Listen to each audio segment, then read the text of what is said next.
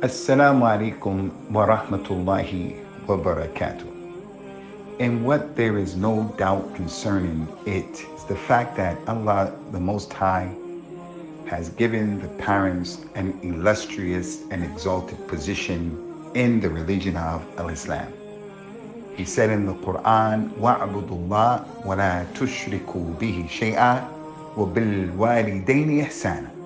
Worship Allah and don't make partners along with Him in that worship, and be good and diligent in obeying your parents.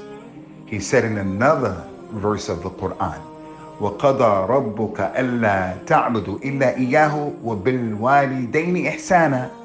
And your Lord has decreed and legislated that you should worship Him alone, and you should honor and respect your parents.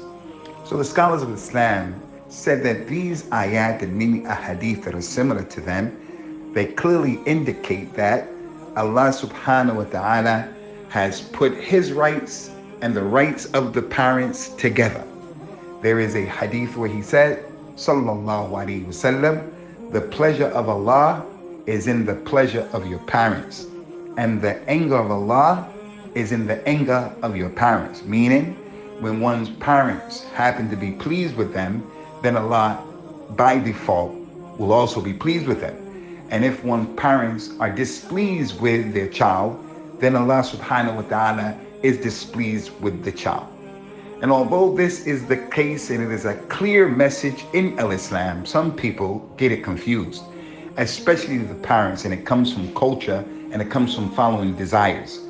Some people believe that the child owes indiscriminate obedience to the mother and the father, and this is not the case. People oppress their children with and by this understanding. The Prophet said in an authentic hadith, sallallahu alaihi wasallam, la ta'ata fil makhluq fi ma'siyatil khaliq. No one should obey a human being when it entails disobeying Allah. So if a person's mother or father are displeased with the child because the child is praying, or the child is wearing hijab, or the child is fasting in the month of Ramadan and holding on to the religion, and the parents don't like that, the hadith, the anger and the displeasure of Allah is in the displeasure of the parents, it is not applicable in this case. It is not applicable. So we want to remind the community, parents as well as children, that we have to give parents their rights. And until we give our parents their rights, whether they're Muslims or non-Muslims, we in effect have not given Allah His rights. But at the same time, that is something that has its boundaries. So the parents should not go overboard and command and order and expect from their children that which is haram, or that which is not in the best interest of the child, or that which the child does not have the ability to do.